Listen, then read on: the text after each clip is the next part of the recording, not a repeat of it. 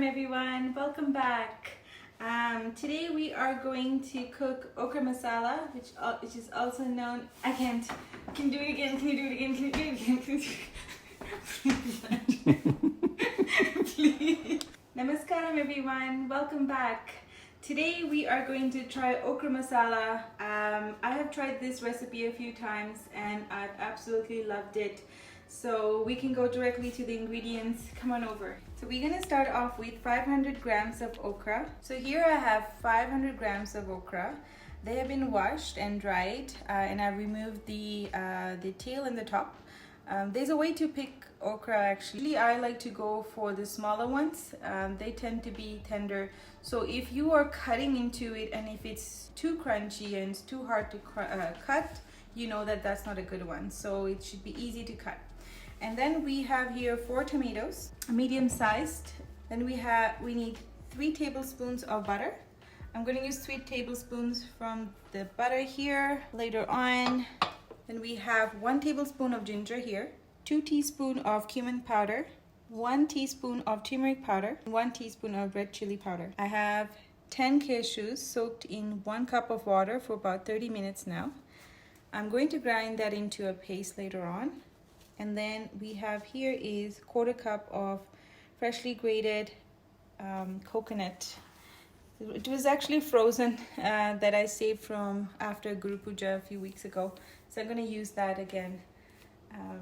Okay, so we are going to get into the cooking process. So the first step is to place the tomatoes in a pan and pour just enough water to cover it, and then we're going to boil it a few minutes. And then after that we're going to remove the pan from the heat and then drain the water. Okay, so I have water here. I'm going to cover it. So basically we want to boil this only for a few minutes because we're going to cool it, and then we're going to remove the skin, and then we're going to chop it and then grind it or blend it into a thin paste. So I'm going to leave it alone, and then we can move on to the next step is to heat sufficient oil in a wok, which I have here, and then we're going to fry the okras until they're crispy. Okay, so let's do that. I am using sesame oil. I'm sure you can use any oil that is good for frying. So I'm going to maybe put it a little up, and then we're going to fry this. So I'm waiting for the for the oil to heat. In the meantime, what we can do is I could also make a paste out of the cashew nuts.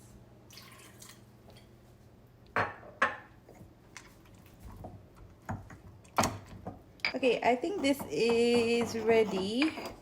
It's smooth enough, right? It looks good. All right. Okay. So I'm gonna leave this alone and let's check on the oil. Oh, I think it's pretty hot. So I'm gonna put this in, I guess.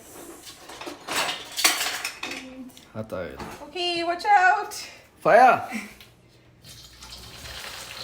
Okay, I think so bad. I dumped the whole thing. I think this is good enough, right? Okay, so this should fry. Why is it so bubbly? Sesame oil. Sesame oil bubbles like this? I don't know. Great. You put some soap in there too? No. But I think sesame oil bubbles like this. So I'm gonna leave it. I think it will do its thing. I've done it before and it's worked. So I'm gonna fry it until it's done, or until I can actually see what's going on. I think it's working. So I'm gonna wait till it's done. Any story you want to say in the meantime? No, I just want to see it through this cloud of sesame oil. It looks like almost like butter. Frying it in butter. This has started to boil. It's been about, how many minutes you think? Been like more than 5 minutes at least? 5 minutes? Okay, so I don't think it's boiling yet, right? So I'm gonna leave it alone for maybe 2 more minutes. Okay, so this has been boiling for about a few minutes. Let's drain the water. So all I'm gonna do is I'm going to remove the skin once it cools, I guess. and then I'm going to grind it or blend it into a paste, and that will be used later on. Okay? Okay, so I'm checking on the You're looking okra. black. I know. It's supposed to be done until crispy, and I think it's crispy. It's been about 10 minutes. So I think I'm gonna take it out. It looks pretty good to me. I don't want to make it too dark than what it is, so I'm gonna turn it off and let's take it out before it's too late. So it worked out actually. The foaminess went away, and Now it's clean. yeah, it fried pretty well. Okay, so the okra is ready, and we're going to gently move this away. Maybe some of that slime in the. What's that? Maybe some of that slime in the okra. I don't know. I'm going to leave this here later on, and then let's check on the tomatoes. So this is cool enough now. All I'm gonna do is take off the skin Skin out. and chop it up. You don't have to worry about how big it is. Just because we're going to blend it anyways. So you don't take out that green part? You just leave it. Yeah, I think it's gonna blend. Okay. It's gonna be a little bit hard taking it out, but I think it'll blend in the rest of the It's part of the soup? Yeah, it's part of the soup. I have the tiniest blender, but this is pretty powerful. Pretty much blends everything. Side. Eventually we'll get a better one. Yeah, I know. But it's been working pretty well so far. Tends to blend anything and everything. But you use the knife like a spoon. Thank you. I think the people really appreciate that. So I don't know. I think we'll have to figure out how to make it less noisy while cooking. But I don't know right now, so sorry about it. Okay, I think I did a good job. See? Look how, whoops. Look how good the job it did. Super nice. I think it's really good. I'm gonna leave the mess here and Would you just carry on. Clean. Just drop one paper there. I think we're ready to assemble now. From now on, it's super easy putting the dish together. So let's start. So what? Okay, this is the pot you're using. Okay. All right. So what's happening now? Okay, so what's happening now is I'm warming up the pot, the pan actually, and then we are going to first heat up the butter in low heat. So we're gonna put it to, that's 4. So in goes, what is it, 3 tablespoons of butter? I think this is 1, 2, 3, right? Is it too much? I don't know. That looks good enough. Then, okay, so I'm gonna let this warm up for a little bit. While that is warming, Anything else? I wait. A waiting time? yeah, it's a waiting time. Okay. Probably cut this part out. Editor, please cut this part out. Okay, I think the butter is hot enough. I'm gonna add the ginger paste, which was 1 tablespoon in. We're gonna saute it for about a minute. Butter, ginger. Yeah, ginger. Should I turn the fan on? Yeah, you Are could. you okay? Alright, so let's do that. It's about 4 temperature. Yeah. This will be. And then we're gonna add that tomato paste that we just made. And that goes in. And we're gonna saute this for a few minutes. Oh, that looks so good. I wasn't paying attention at the beginning. What are you making again? You're making something with okra? Yeah, so this is okra masala. Okay. And I was just telling viewers how this reminds me a little bit of butter chicken that I used to love, and now I see like how the butter and then the tomato paste, later on when we add the cashew nut paste, how it gives that buttery and rich kind of taste to this. Yeah, so this one I would save this for more like special occasions maybe, because there is butter and there's a cashew paste that gives it a little bit more of like a richness, creaminess. Yeah, so I picked this one today because it is our wedding anniversary. You revealed it. So that's why I picked this one today. A little bit of a treat for us. So what's next? I'm gonna let it maybe boil once, and then we'll add the spices. So this has been boiling for a minute or two. Ready to put in the spices. So in goes the rest of the spices we had from earlier: the cumin, the turmeric powder, and then the red chili powder. Everything goes in. Oh, it's looking rich. Yep, it is. Okay. I'm also gonna add the cashew paste. The cashew paste goes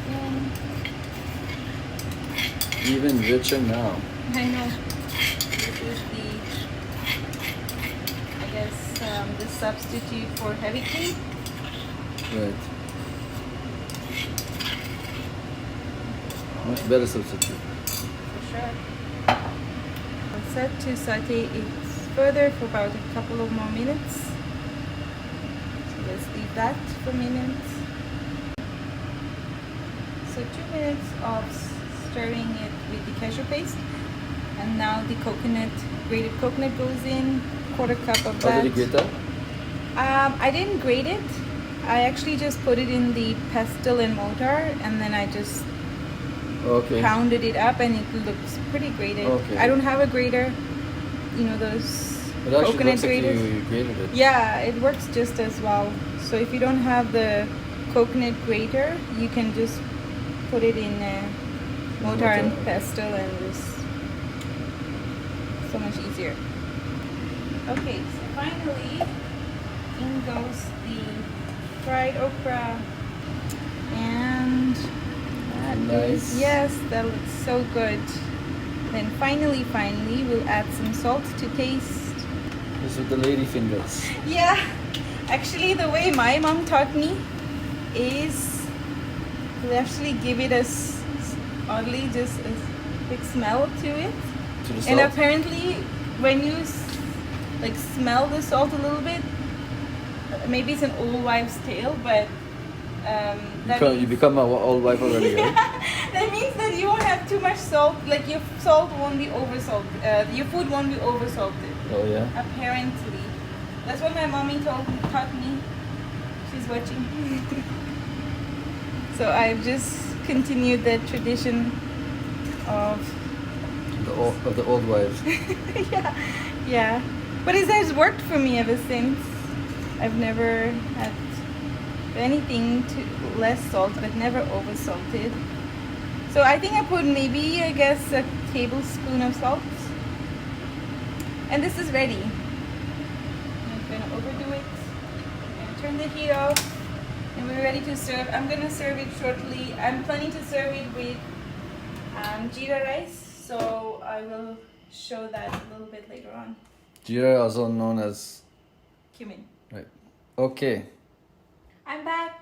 I wanted to show you how I'm serving the meal. I am serving it with plain basmati rice. Didn't get a chance to make my the jeera rice that I told Andre, but I was getting late for my practices, so this goes just as well. I'm serving also with groundnuts, cucumbers, and some fruits. So I'm excited to try it. Please give it a try as well. Let me know how it goes. I'd love to hear from you. Until we meet again. So Jenny, tell me about what's your review about today's dish? Quick review. Our anniversary dish.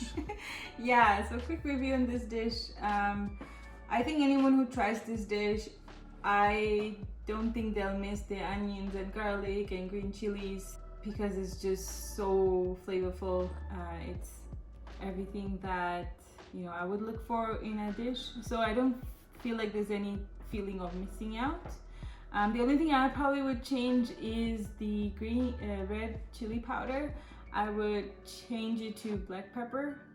I was reading the book and it said that you could, if you want to make it more positive Pranic.